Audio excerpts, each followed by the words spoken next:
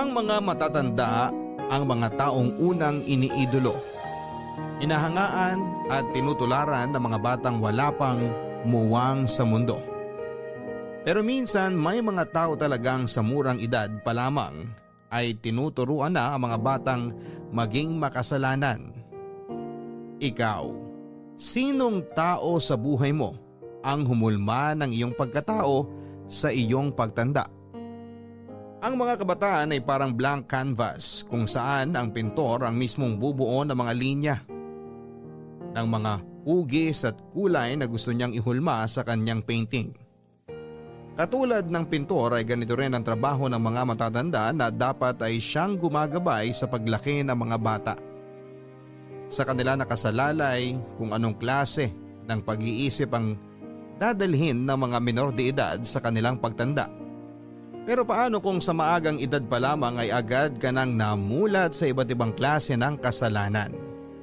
Kanino ba dapat natin ibunto ng sisi? Sa bata o sa taong nagpalaki sa kanya? Tunghayan ang storya ng ating letter sender ngayong araw na si Elias at kung anong klaseng pagpapalaki ba ang kanyang naranasan kasama ang kanyang single mom na si Flor at sarili niyang ninang na si Lauren.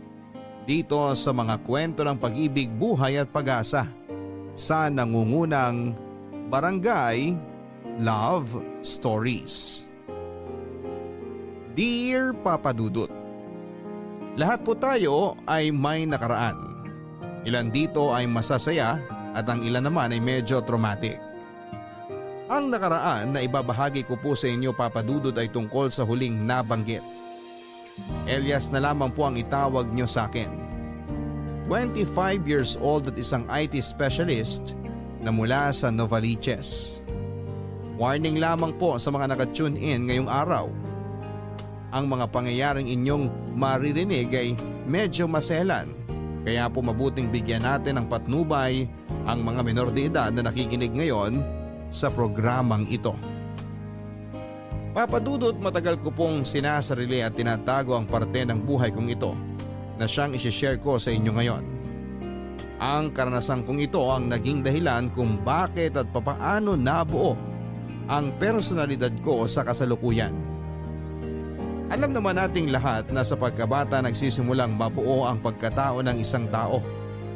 Kaya naman kung ano ang mga bagay na natutunan natin sa ating kabataan ay siyang ating dadalhin sa ating pagtanda.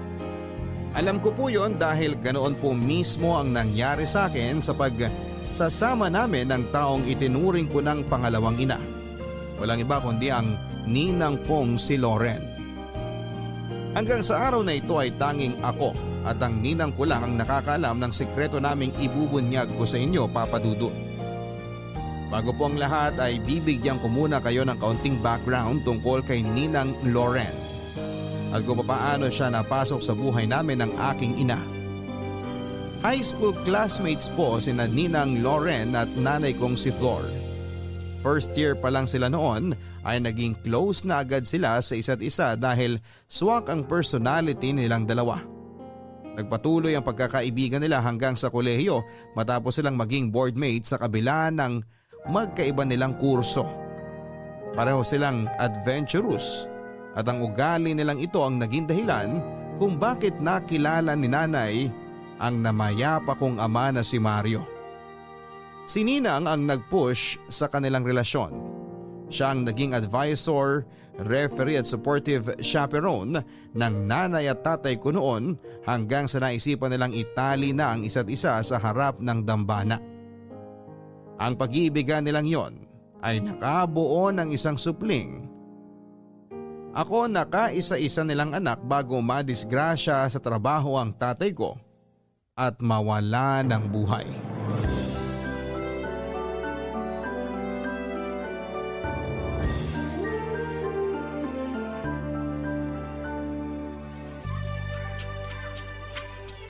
Happy birthday, anak! Happy birthday, baby boy! Thank you po! Oh, blow your candle na! Mag-thank you ka sa ninang Lauren mo. Siya ang gumawa ng cake na yan. Ano ka ba? Pinagawa ko lang yan, no? Pero at least customized yan at hindi ready-made. Ganyan kita ka-love, Elias. Maraming salamat po, Ninang. O siya, islice na natin tong cake para matikman ng mga bisita. Tawagin ko lang po yung mga kalaro ko, Nay. Tingnan mo nga naman, ang bilis talaga ng panahon, no? Parang kailan lang no gumagapang lang tong si Elias sa sahig pero ngayon malapit na magbinata. Kaya nga eh. Parang kahapon lang nung kumikerengkeng lang tayo dyan sa tabi-tabi pero ngayon may sarili na tayong pamilya. Ay, excuse me, ikaw lang ang may pamilya. Ako, ready to mingle pa anytime, no? Ay oo nga pala. Kerengkeng ka pa rin hanggang ngayon. Eh wala ka na bang planong maghanap ng panibagong love interest? So sobrang busy kong to, sa tingin mo may oras pa akong maghanap ng love life? Hindi ko na nga mabantayan na maayos si Elias. Take note, iisang bata lang yan ha, pero hirap na akong mag-alaga. Kaya nga huwag kang magsara ng pinto sa future nyo. Bata pa naman tayo Pwedeng-pwede ka pang maghanap ng magiging second dad ni Elias. Mahirap pang lumaking walang tatay. Kakayanin yan. Maraming single mamang nakakasurvive kahit walang other half, no? Kung kaya ng iba, ako pa ba? Nagsasuggest lang naman, pero kung ayaw mo talaga, taas na kamay ko sa'yo. Talagang hanggang ngayon, loyal ka pa rin kay Mario? Siguro nga, siya pa rin ang gusto ng puso ko hanggang ngayon, kahit wala na siya rito. Ewan ko, mahal ko pa rin siya hanggang ngayon eh. At kahit kamatayan pa ang humadlang hindi na magbabago ang pagmamahal ko sa kanya. Yan tayo Mabuhay ang mga loyal! Nay, nahati mo na po ba yung cake? Ay, oh, heto. Amin na yung pinggan nyo. Heto po. Ayan, hati-hati kayo dyan ha. Wala mag-aaway. Opo, salamat. Eto na yung cake natin. Ang gwapong bata. Nagmana talaga si Elias sa tatay niya. Sinabi mo pa. Mabuti nga sa tatay minana ang mukha. Dapat lang. Wala naman siyang mamanahin sa'yo, friend. Lokaret ka. Tigman na nga natin tong cake mo. Saan mo ba ito pinagawa? Nakita ko lang yan sa Facebook. Bagong bukas sa bake shop, trending. Kaya sinubukan kong umorder. Masarap. Masarap nga. Try mo. Talaga ba? Kung ganon, alam ko na kung saan ako order para sa birthday ng boylet ko. Sinong boylet? Yung dati o may bago na naman? Eh di syempre, bago na naman. Tung gandang to, hindi to dapat nagtatagal sa iisang lalaki lang. Walang niya ka? Baka mamaya bigla kang kawayan ni Aida, ha? Ay, no! I'm protected. I practice it safe, kaya don't worry.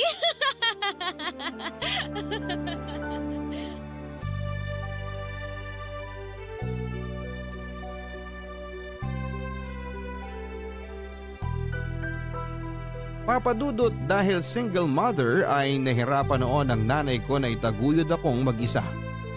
Kaming dalawa na lang kasi ang magkasama simula noong mamatay ang tatay ko dahil sa aksidente.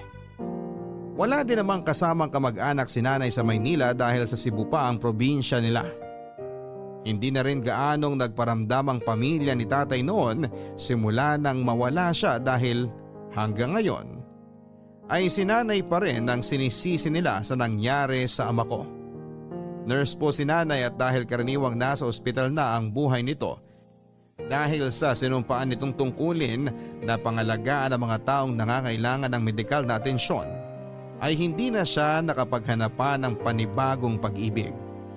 Sapat na raw ako sa buhay niya at si tatay na umano ang itinuturing niyang first and final love niya. Dahil sa trabaho ng nanay ko ay marami akong naging kaagaw mula sa kanyang pangangalaga. Kaya naman kahit bata pa lamang ako ay natuto na akong maging dependent sa sarili kong diskarte at kakayahan. Mabuti na lamang at kapitbahay lang namin si Ninang Loren na siya nang nagsilbing ikalawa kong ina. Tuwing naka-duty si nanay ay sa bahay nila Ninang ako pumipirmi. Wala pa siyang sariling pamilya noon kaya walang kaso sa kanya kung pansamantala siyang tumayo bilang guardian ko. habang nasa trabaho si nanay. Lalo na tuwing bakasyon namin sa eskwela, si Ninang na ang nagbantay sa akin mula umaga hanggang gabi. Noon ngang maging graveyard ang duty ni nanay sa ospital ay halos hindi na noon ako umuuwi sa bahay dahil kina Ninang na ako nakikitulog. Papadudot masahista ang trabaho ni Ninang Loren. Sa pagkakatanda ko sa kanyang personalidad ay may pagka-liberated siya. Hindi ko na mabilang noon kung ilang boyfriend na ang ipinakilala niya sa amin.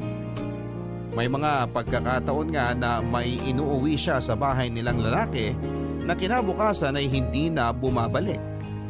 Ang sabi nga niya sa akin noong tanungin ko siya kung bakit wala pa siyang asawa at anak ay ine-enjoy pa raw niya ang pagiging single niya. Dahil kapag nagkapamilya na siya ay hindi na niya magagawa ang mga bagay na nagbibigay sa kanya ng saya. Ang saya na tinutukoy niya ay saka ko na lang nalaman kung ano ang ibig sabihin ng papasukin ako ni Ninang Loren sa kanyang mundo. Elias, hindi ka pa inaantok? Gabi na. Ayoko pa pong matulog, Ninang eh. Hindi ka ba napagod sa maghapong laro? Hindi po. Paghagalitan tayo ng nanay mo niyan kapag nalaman niyang gising ka pa hanggang ngayon. Nagpupuyat na nga siya sa ospital, nakikipuyat ka rin. Maaga pa naman po, Ninang eh. Late na ang 10:00 para sa mga bata. Dapat nga by 9 tulog ka na eh. Yan ang utos sa akin ng mama mo. Hindi na naman po ako bata. Di ba sabi niyo nga po big boy na ako? Oo, big boy ka na. Pero ang mga big boy, maaga pa rin natutulog. Kapag big man ka na, yon, pwede ka na magpuyat. Eh kailan po ba ako magiging big man? Kapag mas matangkad ka na kaysa sa akin. Paano po mangyayari yun? Ang liit-liit ko. Kaya nga matulog ka ng maaga para mabilis kang tumangkad. Halika na, tara na sa kwarto.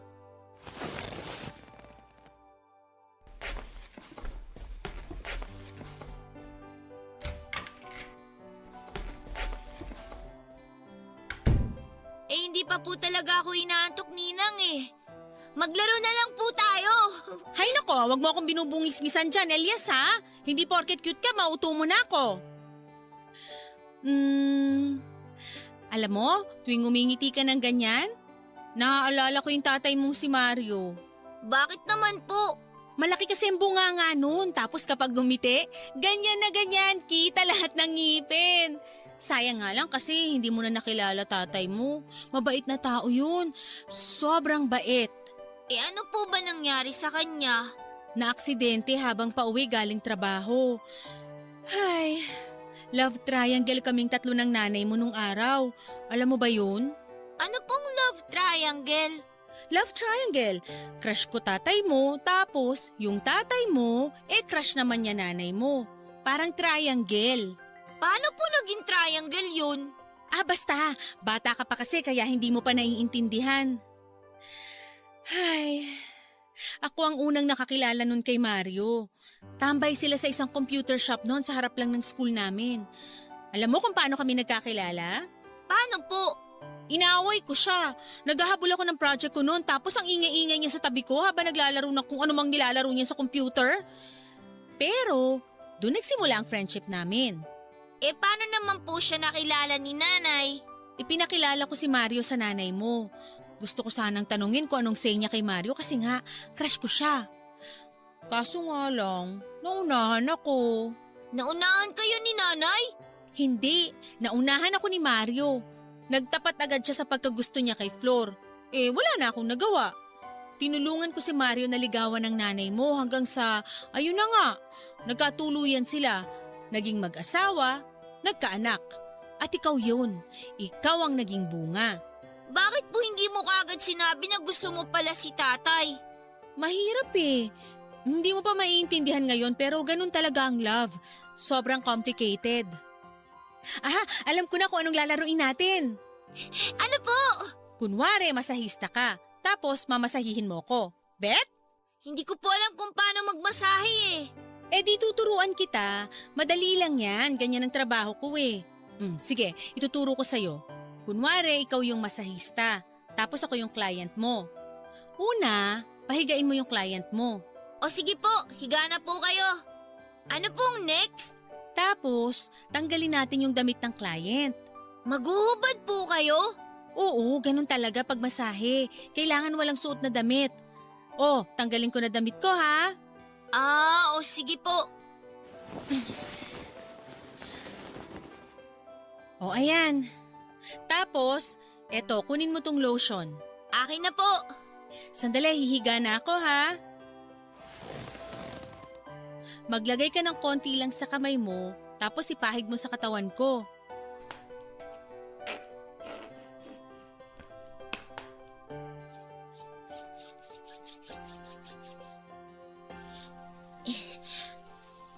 Ganito po ba? Ayan, diinan mo pa para mas masarap.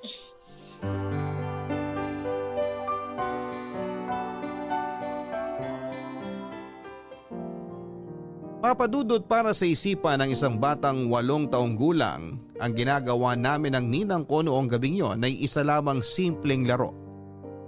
Wala akong kalam-alam na ang ginagawa namin ay hindi pala appropriate para sa katulad ko noong bata.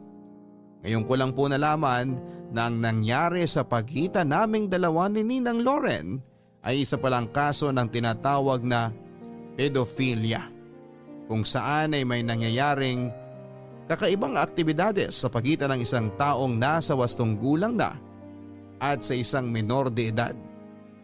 Akala ko noon ay masahe lamang ang ginagawa ko sa kanya.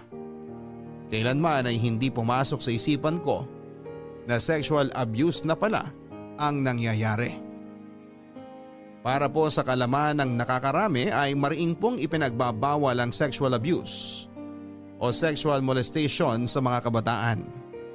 Kapag napatunayan na ginalaw ang isang taong nasa sapat ng gulang, ang batang edad 12 pababa ay maaari itong mapatawan ng statutory rape kahit na meron pa itong consent sa pagitan ng dalawang kampo. Siyempre 17 years ago ay wala pa ako noong kamuang-muang sa batas na ito at lalong-lalo na wala pa akong kaalam-alam sa kung ano ang ginagawa ko.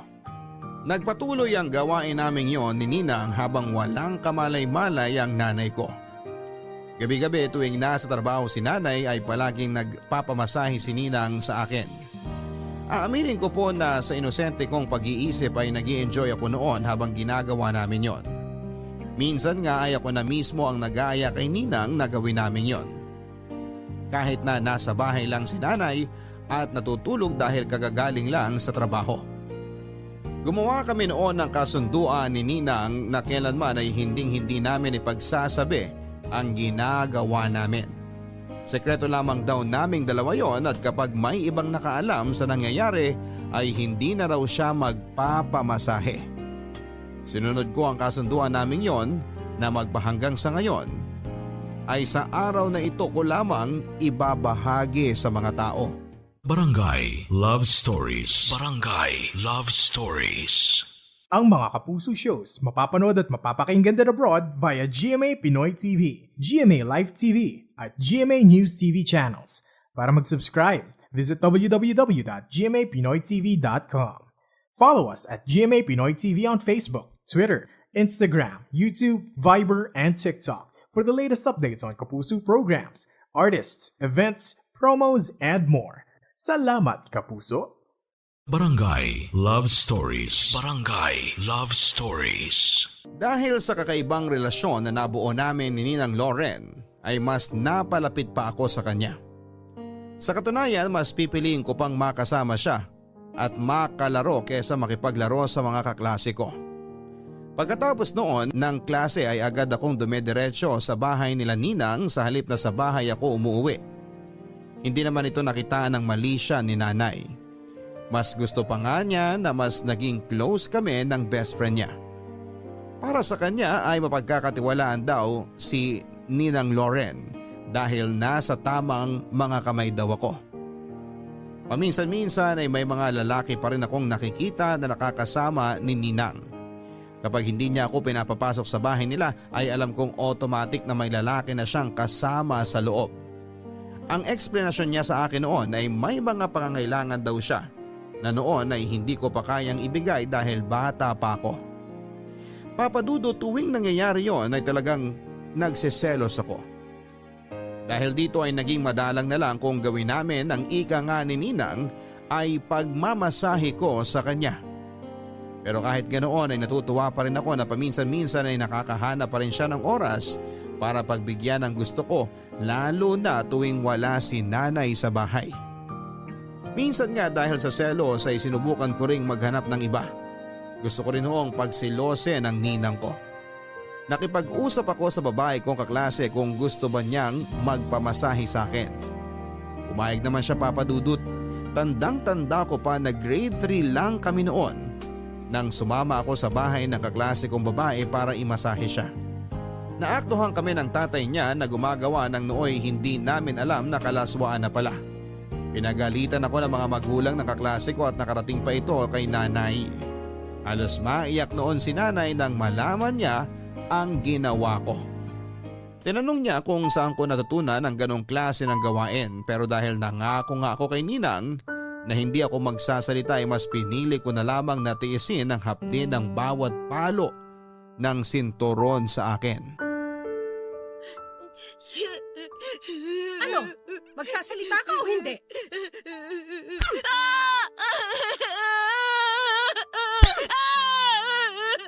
Gusto mo mangitim yung puwet mo sa kapapalo? Tama na po, Nay! Bakit mo ginawa yun sa kaklase mo? Saan mo natutunan yung mga bagay na yan? Wala po! Anong wala? Elias, hindi kita pinalaki para maging bastos na bata, ha? Alam mo bang mali yung ginawa mo? Sorry po! Ayoko nang gawin mo yung kahit kanino, ha? Hindi magandang gawain yon. Elias, naiintindihan mo ba ako? Friend, bukas yung pinto kaya pumasok na ako. Teka, anong nangyayari rito? Anong ginagawa mo sa bata? Hinatid ng tatay ng kaklase niya rito sa bahay. Naaktuhan daw na pareho sila nakahubad sa kwarto ng kaklase niyang babae. Pambihirang bata-bata pa nila. Pero bakit? Bakit daw nila ginawa yon? Nagmamasahe lang daw sila. Ewan ko ba kung saan natutunan ng batang yan yung mga ganong bagay. Sinabi ba niya kung saan? Ayaw nga magsalita eh. Kung ano-ano kasi pinapalabas sa TV ngayon, pati mga bata gumagaya na. Hayaan mo na. Ako na lang ang kakausap. Elias, tahan na. Halika rito. Tingnan mo nga, basa na ng pawis tong bata. Kulang pa yan. Kung buhay pa tatay mo, Elias, mas masahol pa gagawin nun sa'yo. Huwag mo nang idamay yung patay. Alam mo, doon ka na muna, uminom ka ng tubig, magpalamig ka. Kaloka ka. Nakakahiya kaya. Kulang na lang magpalamon ako sa lupa kanina habang nagsusumbong sa akin yung tatay ng bata. Ano na lang sasabihin nila sa akin? Na masama akong ina? Baka naman laro-laro lang nila yon. Kayo lang naglagay ng mali siya. Hindi magandang laro yan, Loren. O siya, ako na ang kakausap sa inaanak ko. Doon ka na sa labas, magpahinga ka muna. O mabuti pa nga, kausapin mo yung inaanak mo. Naloloka ako. Ikaw, Elias, ha? Tama na. Sige na, alis na.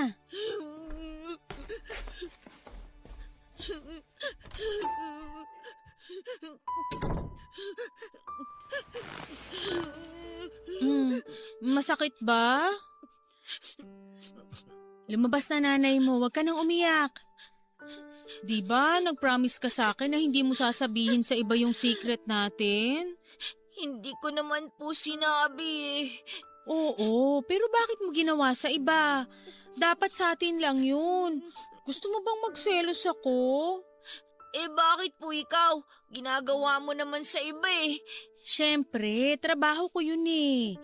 Pero alam mo ba ang kaibahan ng ginagawa natin sa ginagawa ko sa iba? Yung sa'yo, special. So kapag special, dapat sa isang tao lang gawin. Huwag mong gagawin sa iba kasi cheating ang tawag doon. Hindi ko na po uulitin. Oo, dapat lang. Tingnan mo, napalo ka tuloy ng nanay mo. Basta promise na wag mong i-share sa iba yung secret natin, ha? Opo. Pati sa nanay mo. Opo. Pinky swear, cross your heart, hope to die? Opo. Promise po. Cross my heart. Hope to die. O, tama na. Huwag ka nang umiyak. Ako nang bahala sa nanay mo. Magpalit ka na. Basa na yung damit mo ng pawis.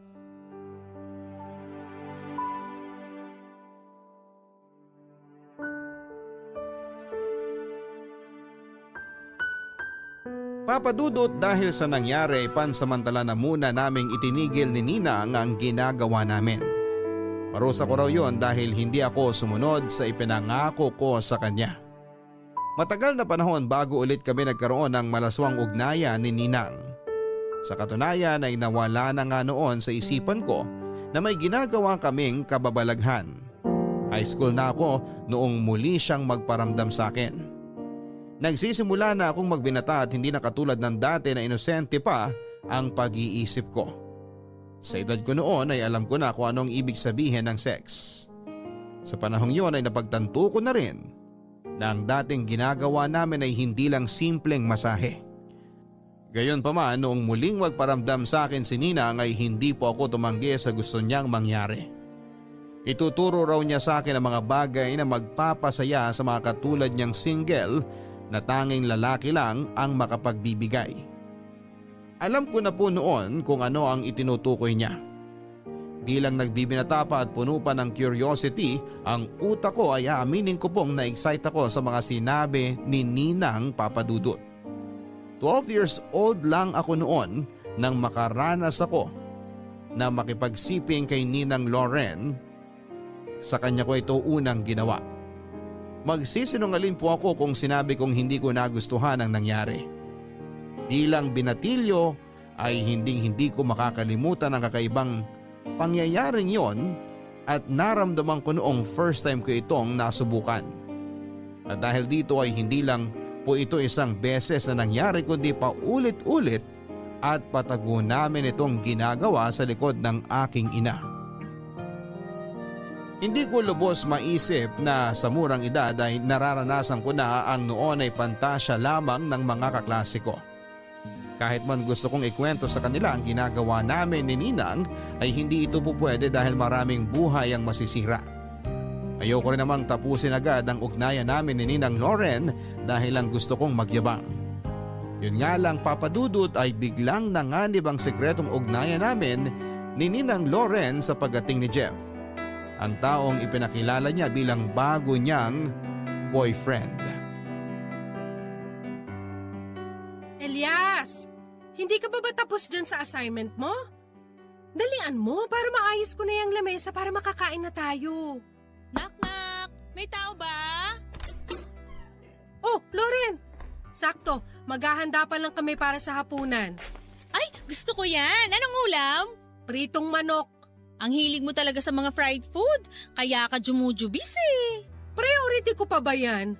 Pagod ako galing trabaho, dun tayo sa ulam na madaling lutuin. Work smart, ika nga nila. Hello, Elias! Busy tayo ah. Ay, Dedma? Uy, Elias, kinakausap ka ng ninang mo.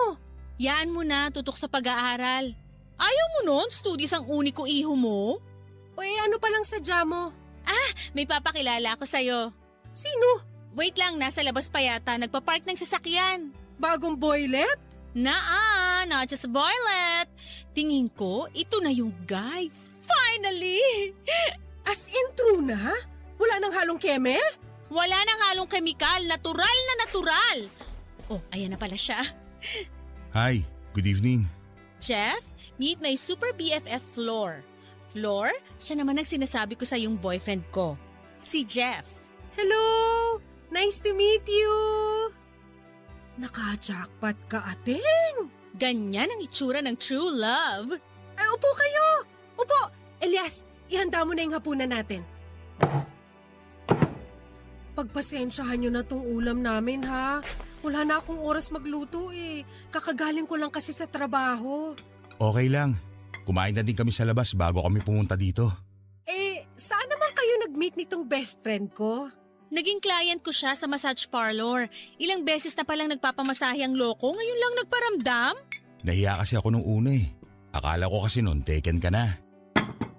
Elias, nagdadabog ka ba? Yan mo na. Yung mga ganyang edad, talagang mahirap silang utusan pag ganyan. Alam mo na, nasa puberty phase. Ikaw naman, parang di tayo dumaan dyan.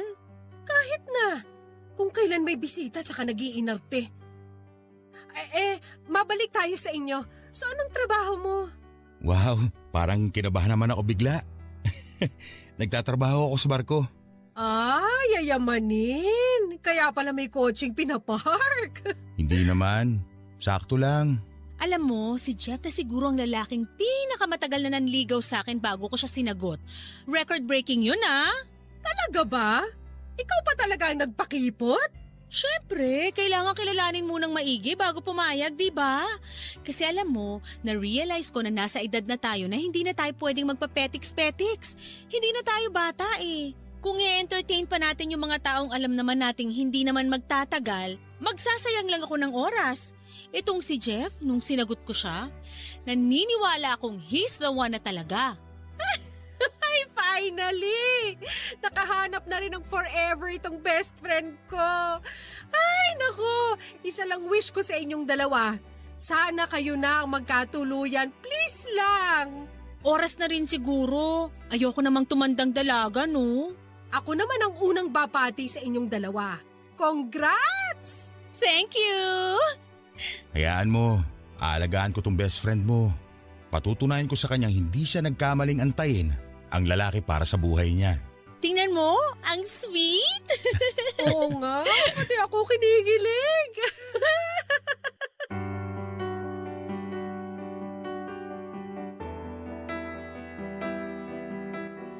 Papadudot deck crew sa isang cruise ship si Jeff na nakilala ni Ninang Lauren sa massage parlor kung saan siya nagtatrabaho. Sa pormahan pa lamang ay makikita mo ng maraming laman ang bulsa nito. Una ko siyang nakita noong minsang ihatid niya si Ninang sa bahay gamit ang magara nitong sasakyan. Nasa bahay nila ako noon at naghihintay nang ipakilala nga sa akin ni Ninang si Jeff bilang boyfriend niya. Hindi katulad ng mga nakaraang boyfriend ni Ninang na walang nagtatagal ay iba si Jeff. Nalaman kong seryoso na si Ninang sa kanya nang opisyal niyang ipakilala ang lalaki kay nanay. Hindi nagpapakilala ng lalaki si Ninang kay nanay maliban na lamang kung seryoso siya. Ang huling lalaki na ipinakilala nito ay si Albert na naging kasintahan niya ng 5 taon. Ito ay bago pa noong may nangyari sa amin ng ninang ko.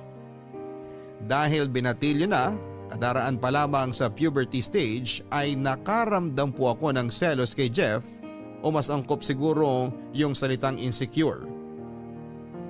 Na-insecure po ako kay Jeff dahil kumpara sa katawan ko noon ay maliit at payatot ay di hamak naman na mas matikas ang katawan ni Jeff. Dahil marangya ang buhay ay maganda rin ang postura niya. Kayang-kaya niyang ibigay ang mga luho ni Ninang Lauren. Wala akong laban sa katulad niya noon. Kaya nga po mas lalo akong nainis noong mas naging malapit pa siya, hindi lang kay Ninang kundi maging kay nanay. Kung umasa sila ay parang si Jeff na ang the one. Papadudot lumipas sa mga taon ay nanatiling matatag ang relasyon nilang dalawa. Pero paminsan-minsan tuwing nakasampa sa barko si Jeff ay may mangilan-ngilang pagkakataon na may nangyayari pa rin sa amin ni Ninang Lauren. 14 anyos na ako noon at palihim pa rin akong nagpupunta sa bahay nila Ninang para ibigay ang pangangailangan namin sa isa't isa. Pakiramdam ko ay parang ako pa rin ang panalo noon. Hindi nga ako ang boyfriend pero ako naman ang binabalik-balikan. Pero hindi rin nagtagal ang pakiramdam kong yon dahil sa sumunod na bakasyon ni Jeff ay nabalitaan ko na lang na nakatakda na pala silang magpakasal ni Ninang Lauren.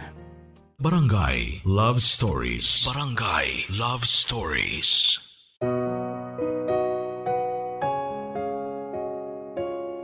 Papadudot buntis si Ninang Lauren, ito ang dahilan kung bakit bigla silang nagpakasal ni Jeff. Sa totoo lang ay nasa planning stage na raw sila ng kanilang kasal. Hindi nga lang nila inaasahan na mas maagang mabubuntis ni Jeff si Ninang, kaya wala na silang choice kundi ang madaliin ang kasal. Nang taong ding yun ay agad silang humarap sa altar, sumumpa at nagpalitan ng I do. Galit na galit ako noon, Papa Dudut, dahil pakiramdam ko ay para akong trinaydor ng ninang ko. Ni hindi nga ako pumunta sa kasal nila dahil gusto kong ipakita na galit ako kay Ninang Loren sa ginawa niya sa akin. Sa totoo lang, Papa Dudut, ay hindi ko alam kung bakit ako noon nagagalit. Hindi ko rin naman mahal si Ninang at hindi ko rin naman gusto na ako ang pakasalan niya. Natamaan lang siguro ang pride ko noon sa katotohanang may ibang lalaki nang mas gusto si Ninang kesa sa akin. Akala ko kasi noon ay ako lang ang pinaka-espesyal na lalaki sa buhay niya. Ako lang ang paborito niya. Ako lang ang lalaking magpapasaya sa kanya. Pero ipinamukha sa akin ni Jeff ang lugar na tamang kalagyan ko. Isa lamang akong hamak na teenager na walang laban sa katulad niyang lalaki na may napatunayan na sa buhay. Matapos ngang magpakasal ay tuluyan ng tinuldukan ni Ninang ang ugnayan naming dalawa. Para itong pintong bigla na lamang niyang sinarado. Kinandado at ibinaon ng susi para kailanman ay hindi na mabuksan pa. Itinuring niya akong inaanak at katulad ng dapat na ituring niya sa akin noong simula pa lamang. Pero dahil nga sa hindi ako pabor sa kasalang nangyari, kailanman ay hindi kami naging close ng asawa niyang si Jeff.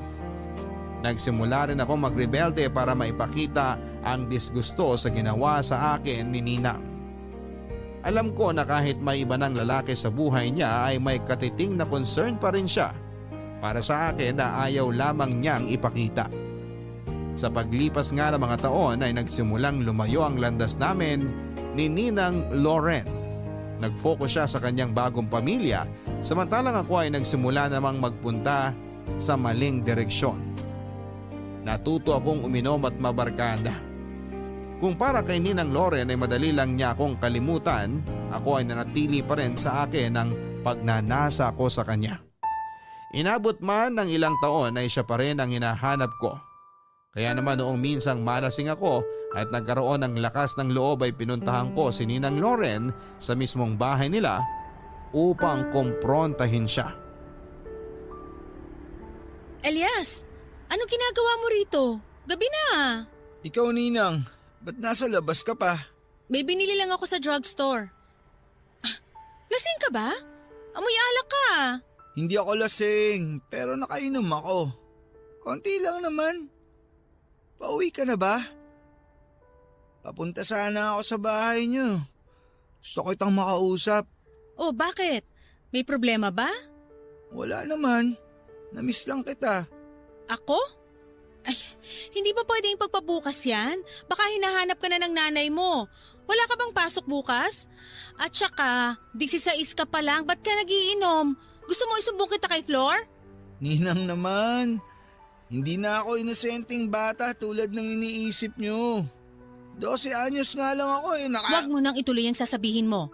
Ano? Gusto mong kalimutan mo na lang yung nangyari sa atin? Sa tingin mo makakalimutan ko yun ng basta-basta na lang? Elias, matagal nang nangyari yun. Huwag mo nang balikan ang nakaraan. Ninang, hindi ko binabalikan ang nakaraan. Pinapaalala ko lang sa'yo na nandito pa ako. Nandito pa rin ako, naghihintay. Nang alin? Naghihintay ng ano? Elias, kung ano man ang nangyari sa ating dalawa noon, ibaon mo na lang lahat ng yun sa limot. Isang malaking pagkakamali ang nangyari sa ating dalawa at sinisiguro kung hindi na yun mangyayari uli. Ngayon, umuwi ka na. Ihatid na kita. Hindi na kailangan. Sabing wag mo na akong ihatid. Hindi naman kita hinahatid. Eh ba't mo ako sinusundan? Hindi kita sinusundan. Naglalakad-lakad lang ako. Papunta saan? Kung saan man ako dali ng mga pako. Elias, ano ba talagang kailangan mo sa akin? Ano bang gusto mo mangyari? Gusto kong maranasan ulit yung ginagawa natin katulad ng dati. Ninang, bumalik ka na sa akin, please. Miss na kita. Gusto kitang yakapin. Gusto kita. May asawa at anak na ako. May pamilya na ako. Hindi na pwedeng mangyari ang gusto mo. Ano? Ganun na lang? Gagalawin mo ako? Pasasabikin? Titikman tapos ngayon bigla mo na lang akong iiwan sa ere? Langya naman. Ikaw bata ka ha? Ayusin mo yung bunganga mo. Mas matanda pa rin ako sa'yo. Igalang mo naman ako. Ngayon kailangan na kitang igalang.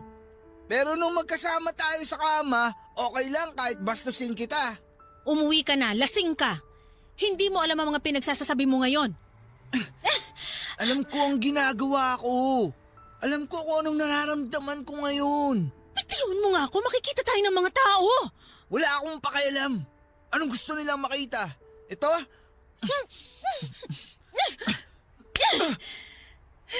Bastos ka? Alam mo ba kung anong ginagawa mo?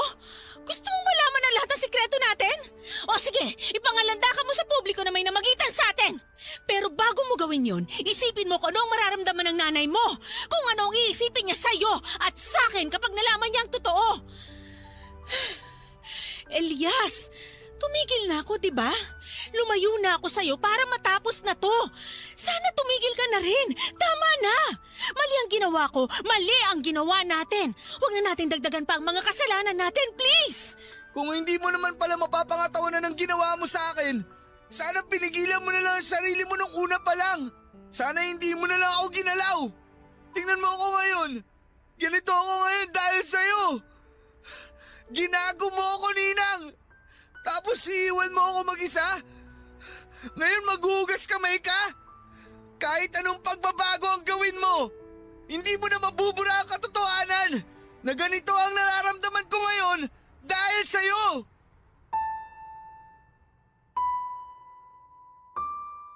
Dahil sa inasal ko ng gabing yon ay nag-decide si Ninang Loren na lumipat na ng tirahan. Kahit na hindi niya sabihin ang dahilan ay alam ko na ako ang rason kung bakit mas pinili niyang lumayo. Isang bahay at lupa ang binili ni Jeff na para sa kanyang mag-ina sa Quezon. Doon ay nagsimula silang bumuo ng sarili nilang pamilya. Malayo sa tukso at malayo sa tulad kong maaaring makasira sa pamilyang kakasimula pa lamang umusbong.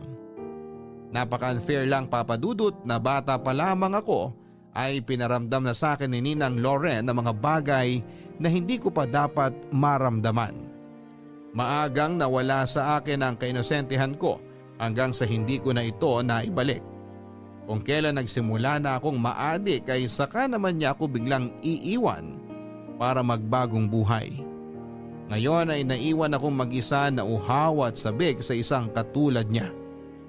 Sa pagtungtong ng kolehiyo ay pinunan ko ang kawalan niya sa pamamagitan ng pagpasok sa mga relasyong panandalian lamang. Kahit na hindi ko mahal ang isang babae ay nililigawan ko sila para lamang masagot ang tawag ng aking laman. May mga pagkakataon nga noon na tatlo-tatlo ang ipinagsasabay-sabay ko. Hindi ako proud sa parteng yon ng buhay ko pero kinailangan kong gawin yon para makapag-move on mula kay Ninang.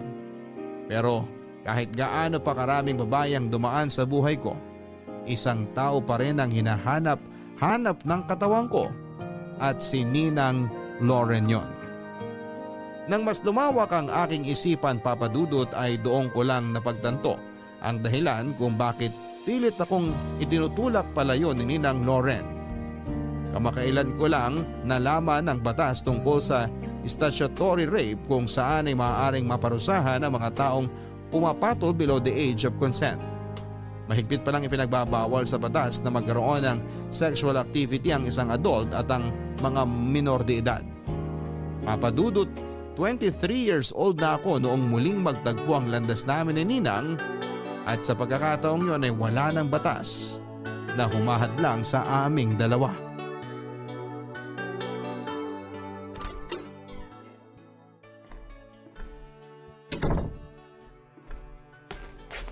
Oh, ayan na pala yung birthday boy eh. Happy birthday, anak! Nay, 23 na ako. Ang tanda-tanda ko na naghahanda pa kayo para sa birthday ko. Sa totoo lang hindi na dapat ako maghahanda. Kasi nga kamo magsasayang lang tayo ng pera. Kaso nga lang biglang may dumating na bisita kaya nagluto na ako ng pansit bago ako pumasok sa duty ko. Sinong bisita? Happy birthday! Kamusta ang inaanak ko? Ninang Loren? Anong ginagawa niyo rito? Bawal na bang dumalaw ngayon? Siyempre birthday mo, so dapat lang naregaluhan ka ng ninang mo. May dala akong cake at this time, ako na ang nag-bake niyan. Di ba favorite mong chocolate? Salamat.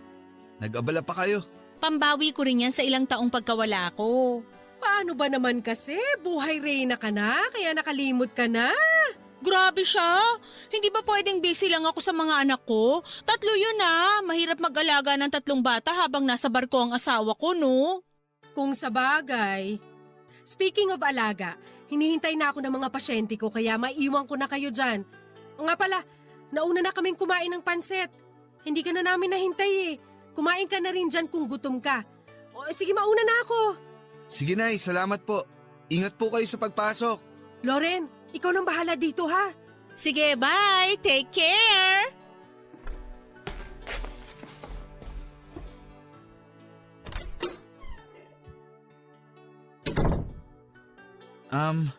Magpapalit lang ako. Ang laki mo na. Parang kailan lang no ako pa yung tinitingala mo. Ngayon, mas matangkad ka na kaysa sa akin. Marami nang nagbago simula nung umalis kayo rito. Eh ikaw, marami bang nagbago sa'yo? May sarili na akong trabaho. Ako na ang bumubuhay sa sarili ko ngayon. Ang bilis talaga ng panahon. May girlfriend ka na? Wala pa eh. Ganun ba? Bakit naman? Hindi pa rin ba nagbabago yung tingin mo sa akin? Ano bang klaseng tanong yan? Bakit ba kayo nagpunta rito? Para ibigay ko sa'yo ang regalo mo. Teka, huwag kayong magubad dito. Baka makita kayo ni Nanay. Nakalayo na yun. Ayaw mo ba? Ayaw mo na ba sa akin? Sandali lang. Ano to? Paasahin mo na naman ba ako? Tapos kapag nakuha mo na yung gusto mo, bigla ka na lang aalis katulad ng ginawa mo sa akin dati? Elias, hindi ka pa ba nakakapag-move on sa nangyari noon? Ayaw mo bang gumawa ng panibagong experience? Ng panibagong alaala? Pinagbibigyan na kita ngayon sa gusto mo. Pero madali lang naman akong kausap. Kung ayaw mo na, aalis na lang ako. Sandali lang. Pero, paano si Jeff? Si Jeff? Ilang buwan na yun sa barko. Alam mo, hindi kasing bait ng iniisip mo si Jeff. Marami siyang babae. Bawat parte ng mundo, may nag-aantay na babae sa kanya kaya wag mong problemahin yung asawa kong yun. Ang problemahin mo, yung ngayon. Wag dito. Doon tayo sa kwarto ko.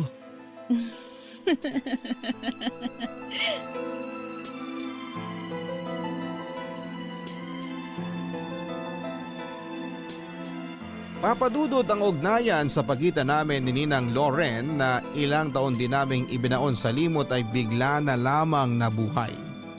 Muli kaming bumalik sa dati naming ginagawa. Alam kong immoral at makasalanan ang ginagawa namin ni Ninang Loren pero sa panahong yon ay hindi ko na ito iniisip dahil sa sobrang kasabikan na muli kong matikman ang bagay na una kong nasubukan noong bata pa lamang ako. Saktong nasa barko noon si Jeff na magkaroon kami ng tagong relasyon ni Ninang Loren. Hindi ko inaasahan na sa edad na 23 ay magiging kabit na ako. At hindi ko ipinagyayabang ang realization na ito kundi ikinakahiya ko na ito ngayon. Ilang buwan din nagtagal ang relasyon naming dalawa hanggang sa muling magbakasyon si Jeff. Akala ko noon ay doon natitigil ang relasyon namin ni Ninang Loren. Sa totoo lang ay handa na akong tanggapin na hanggang doon na lamang talaga ang lahat.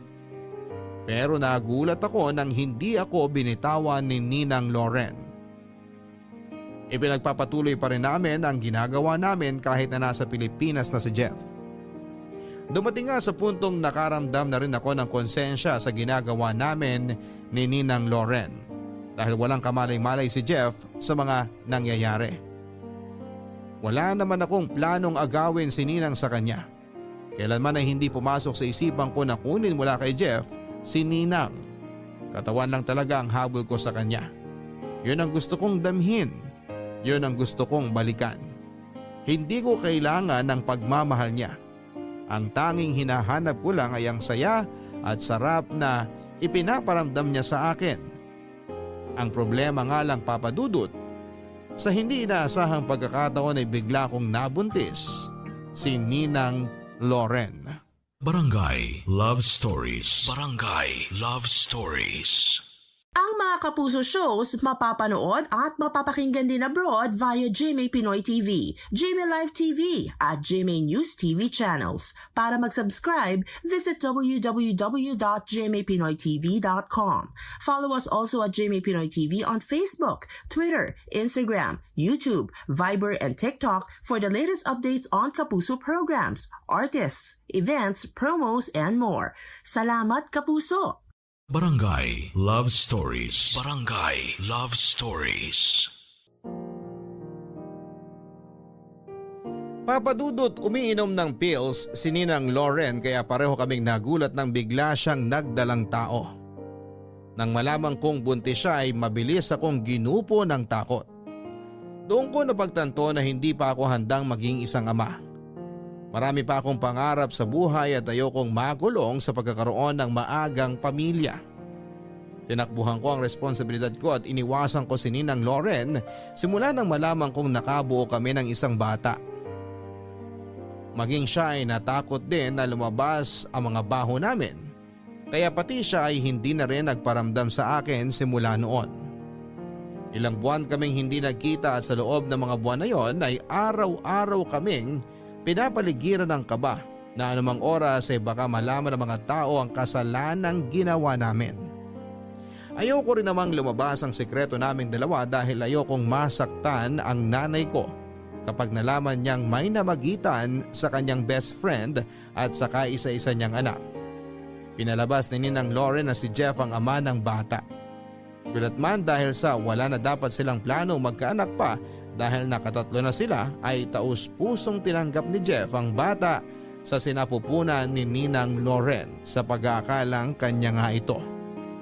Lumipas sa mga taon at walang problemang dumating sa amin dalawa ni Ninang Lauren. Mapayapa niyang pinanganak ang dinadala niyang bata na isang batang babae. Papadudot kailanman ay hindi na ako nagparamdam pa kay Ninang Lauren. Dahil sa nangyari ay unti-unti na rin nawala ang pagnanasa ko sa kanya. Para bang bigla na lang akong nagising sa katotohanan nang magkaroon ng produkto ang ginawa naming pagtataksil. Maniwala kayo sa akin, ayaw kong makasira ng pamilya at gayon din na ayaw kong masira ang pangalan ko. Pati na rin ang tiwala sa akin ng nanay ko kaya pinilit kong magbago. Nag-focus na lamang ako sa trabaho ko bilang IT specialist sa isang pribadong kumpanya. Lumagay ako sa tahimik na buhay, yun nga lang katulad ng sabi nila. Kahit saan mo itago ang baho mo ay aalingasaw pa rin ito matapos ang mahabang panahon ay bigla akong nilapitan ni Ninang Lauren. Elias! Ninang, ba't ka nandito? Di ba napag-usapan na natin na hindi na tayo magkikita? Tapos na tayo. Wala nang namamagitan sa atin. Hindi ako nakipagkita sa'yo para gumawa ng panibagong kasalanan. Pumunta ako rito para humingi ng tulong sa'yo. Tulong? Anong tulong naman ang mabibigay ko sa'yo? Sa dami ng taong pwedeng lapitan, ako pa talaga ang pinuntahan mo? Naka-confine ngayon sa ospital si Rowan. Si Rowan? Yung panganay mo? Oo. Kung nangangailangan ka ng pera, wala akong perang may pahihiram sa'yo. Ninang, nagsisimula pa lang ako. Wala pa akong ipon. Hindi ko kailangan ng pera mo. May pambayad ako sa ospital. Kailangan ni Rowan ng dugo. Kailangan niya masalinan sa lalong madaling panahon. Pero ba't ako? Anong kinalaman ko sa dugong kinakailangan ng anak mo? Anak natin. Elias, anak mo si Rowan. Ha? Nahihibang ka na ba? 9 na taong gulang na si Rowan, di ba? Paano ko siya naging anak? Okay ka lang? Anong gusto mong palabasin? Nabuntis kita nung 14 anyos lang ako? Huwag mong sabihin nabuntis kita nung 14 pa lang ako? Ayoko sanang sabihin to sa'yo. Wala akong planong sabihin sa'yo ang katotohanan pero kailangan ko tong gawin para kay Rowan. Nung bata ako, nabuntis kita? Paano nangyari yun? Anong klaseng trip to? Natatandaan mo nung bigla kaming kinasal ni Jeff? Aksidente mo kung nabuntis nun. Wala akong choice kundi palabasin si Jeff ang ama ng dinadala ko dahil ayokong maiskandalo tayo. Maniwala ka sa akin, Elias. Hindi pumasok sa isip ko na darating tayo sa puntong to. Ayokong sabihin sa iyo ang totoo dahil sa totoo lang, masaya na akong wala kang alam. Pero nanganganib ngayon ang buhay ng anak ko, ng anak mo. Ikaw na lang ang last resort ko. Ikaw lang ang kakilala ko makakapagbigay ng dugo na kailangan niya. AB negative. AB negative ang blood type mo, di ba? Anak ko talaga siya? Si Rowan? Bakit naman kita lolokohin? Nasa bingit ng kamatayan ng anak ko ngayon, bakit kita lolokohin? Anong mapapala ako kapag nagsinungaling ako? Alam ba to ni Jeff? Walang ibang nakakaalam nito maliban sa'yo, sa ating dalawa. Hindi eh. Ang hirap paniwalaan ng pinagsasasabi mo eh. Imposibleng mangyari yun, Ninang. Anong mahirap paniwalaan dun, Elias? Nag-sex tayo! Alam mo ba kung anong nangyayari kapag nagtalik ang isang babae at isang lalaki? Nakakabuo sila ng anak! Intindihin mo naman ako. 14 years old lang ako noon. Paano kita mabubuntis? Anong gusto mo? Lumapit tayo kay Jessica Soho para magpa-DNA test? Sa tingin mo ba gusto ko tong ginagawa ko? Pareho natin gustong ibaon na lang sa limot lahat ng kasalanang nagawa natin. Pareho tayo ng inaasam, pareho tayo ng tinatago. Pareho natin gusto na wag masira ang mga buhay natin. Pero walang bahong nananatiling nakatago. Hindi mo ba nakikita? Hinahabol na tayo ng karma. Bakit mo ako idadamay sa karma mo? Hindi ko problema ang problema mo. Hindi ko anak si Rowan. Kailanman hindi ko siya naging anak. Please naman, Elias. Nagmamakaawa ako sa'yo. Di ba mayaman naman ang asawa mo? Bumili kayo ng dugo. Hindi lang naman ako ang AB negative sa mundong to. Kung pwede lang sana, matagal ko na yung ginawa. Ako pa ba? Ma-pride akong tao. Hindi ako nagmamakaawa sa iba dahil madiskarte akong tao. Pero sa pagkakataong to, wala na akong ibang maisip na solusyon kundi hingi ng tulong mo. Rare ang mga taong may blood type na AB negative. Mahirap makahanap ng ganong klaseng dugo. Kaya nga nandito ako ngayon, nilalabas ko na lahat ng sikreto ko para lang sa anak ko. Wala na akong pakialam kahit masira ang pangalan ko. Pagchismisan ako ng mga tao, for all I care. Basta ang mahalaga, mailigtas ko ang anak ko sa kapahamakan. Umalis ka na. Hindi kita matutulungan. Elias! Hindi ko anak si Rowan. Wala tayong anak. Gusto mo bang ilabas ko lahat ng tinatago nating sikreto? Tinatakot mo ba ako? Ina ako! Gagawin ko ang lahat para sa mga anak ko!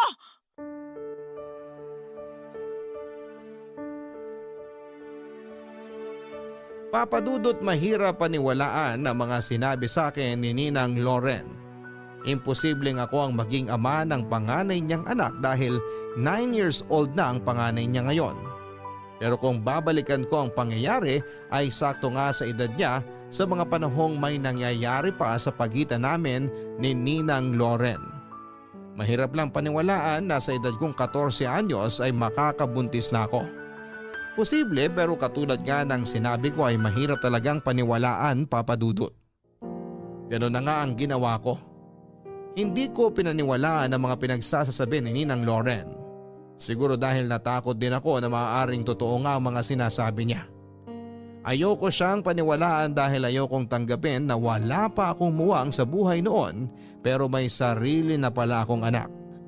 Siguro natakot din ako dahil ayoko pang tanggapin ang responsibilidad ng pagiging isang ama.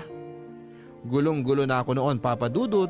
Ako ang ama ng kanyang bunsong anak tapos sa huli ay malalaman kong pati ang panganay niya ay sa akin din pala nang galing. Ilang araw akong naging in denial sa mga naging revelasyon sa akin ni Ninang Loren. Simula noong araw na nalaman ko ang totoo ay hindi ako pinatulog ng isipan ko. Kung ako man ang ama ng panganay ni Ninang ay ako lang ang makakatulong sa kanya. Negative kasi ang type ng dugo ko, Papadudot. Isa sa mga pinaka-rare na dugo sa mundo.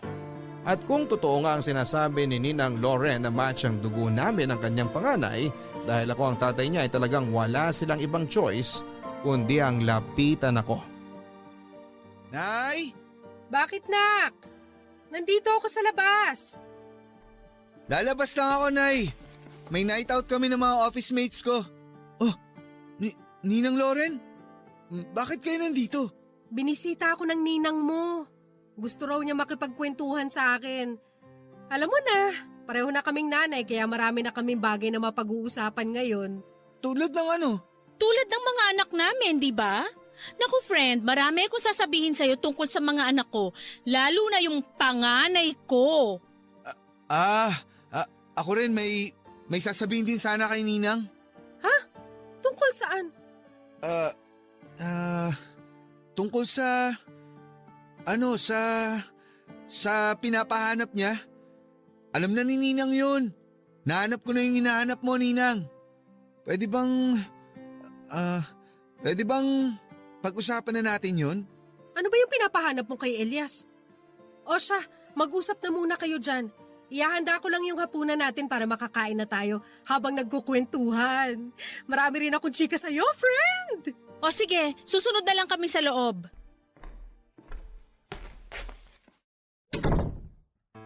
Anong ginagawa mo rito? Natatakot ka na malaman ng nanay mo ang totoo? Sasabihin mo talaga sa kanya? Gusto mong masira ang pagkakaibigan yung dalawa? Elias, katulad ng sinabi ko sa'yo, gagawin ko ang lahat para sa anak ko. Kung ito na lang ang tanging paraan para makuha ko ang kailangan ko, handa akong isakripisyo ang pagkakaibigan namin. Ibang klase ka. Ikaw ang ibang klase? Paano mo naaatim na nag-aagaw buhay ngayon ng anak mo? Sarili mong dugo! Elias, huwag ka na magkunwaring santo. Pareho tayong makasalanan dito pero huwag mong panindigan ang pagiging sakim mo. Gawin mo ang tama at tulungan mo si Rowan. Sige, magdodonate ako ng dugo para sa kanya.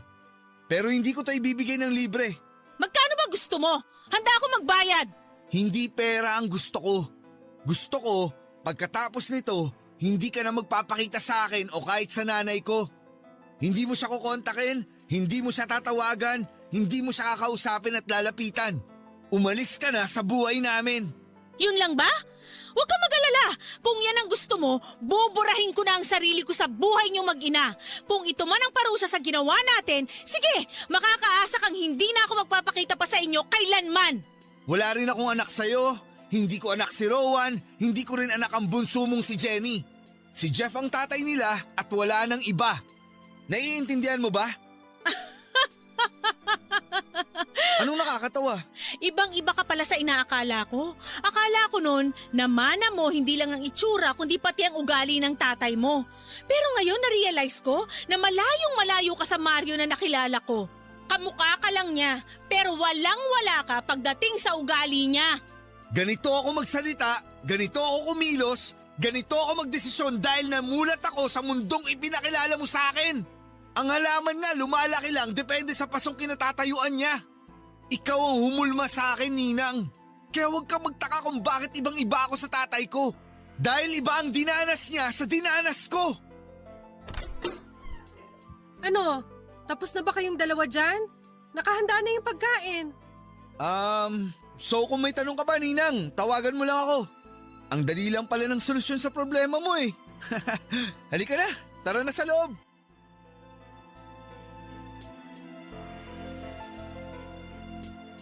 Sa huli ay pumayag na lamang akong mag-donate ng dugo, Papa Dudut. Ayokong lumabas ang mga kasalanang ginawa namin ni Ninang Loren dahil ayokong masaktan ang nanay ko. Sobrang dami ng sakripisyong ginawa niya para sa akin bilang isang single mom. At ayokong suklian ang mga paghihirap niyang ito ng katotohanang maagang nasira ang pagkabata ko dahil kay Ninang Loren. Nakumpirma nga ang pagiging magtatay namin ang panganay ni Ninang Loren nang mag-match ang dugo naming dalawa. Bilang kapalit ng ginawa kong pagtulong ay kinausap ko si Ninang Loren na huwag na siyang babalik pa sa buhay naming dalawa ni nanay. Siyang sumira sa pagkabata ko. Siyang nagpunla ng mga malalaswang bagay sa inosente kong isipan. Siyang naging dahilan kung bakit ako naging ganito ngayon. Kaya gusto kong mangako siya sa akin na hindi na niya ihaharap ang pagmumukha niya sa amin.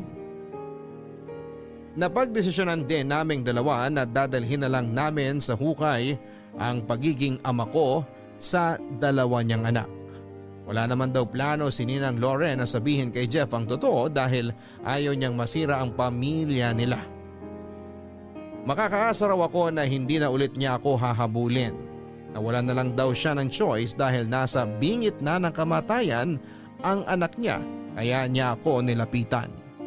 Papadudot lumipas ang mga taon ay nabalitaan kong nag-migrate na sa California ang buong pamilya ni Ninang Loren. Kailanman ay itinanim ko na sa isipan kong wala akong naging anak. Itinuring ko na lamang na masamang panaginip ang mga nangyari sa aking nakaraan. Hanggang sa ngayon ay walang kaalam-alam si nanay at maging si Jeff sa nangyari sa amin ni Ninang Lauren. At siguro ay mas mabuting manatili na lamang na nakatago ang katotohanan yon para wala nang masira pa. Sa huling pag-uusap namin ni Ninang Lauren ang naging huli naming pagkikita. Hindi na rin siya nagparamdam kay nanay kaya hanggang ngayon ay nagtataka si nanay kung anong nangyari sa pagkakaibigan nilang dalawa ni Ninang at bakit para bang bigla na lang itong nanamlay. Sa ngayon Papa Dudut ay meron na akong girlfriend at naghahanda na po kaming dalawang magpakasal. Sumulat po ko sa inyo dahil gusto kong ibahagi ang katotohanang marami sa mga kabataan ngayon ang nakakaranas ng pangmomolestya mula sa mga nakakatanda. Mga nakakatanda na sa halip na ipinapakita sa atin kung ano ang tama ay mas tinuturo pa kung ano ang mali. Hindi ko alam kung paano ako makakabawi mula sa mga kasalanang nagawa ko pero makakaasa po kayong ang mga ginawa ko sa nakaraan ay mananatili na lamang sa nakaraan. Marami pong salamat Papa Dudut, ang inyong forever kapuso at kabarangay, Elias. Madaling sabihin na kung ano tayo ngayon ay dahil sa nakaraan natin. Pero lagi nating tatandaan na tayo pa rin ang may hawak sa buhay natin. Tayo ang magdidesisyon kung kakanan ba tayo o kakaliwa. Tayo ang oo at hihindi sa mga gagawing tama at mali. Oo nga't may karanasan tayo sa nakaraan na hindi nakakaaya pero sana'y huwag natin itong gawing dahilan para gumawa ng mali sa kasalukuyan. Dahil ang mga karanasan na ito ay nangyari upang tayo ay patibayin at bigyan ng makabuluhang aral. Gamitin natin ang mga bad experiences na ito upang gumawa ng panibagong karanasan na mas mabuti, maganda at hindi makasalanan sa mata ng tao at sa mata ng Diyos. Hanggang sa muli, ako po si Papa Dudut sa mga kwento ng pag-ibig, buhay at pag-asa. Dito sa Barangay Love Stories number 1. Mga kwento ng pag-ibig, kwento ng pag-asa at mga kwento ng buhay dito sa Barangay Love Stories. Love Stories. Forever. Nagustuhan ng iyong napakinggan? Ituloy yan via live stream sa www.gmanetwork.com/radio.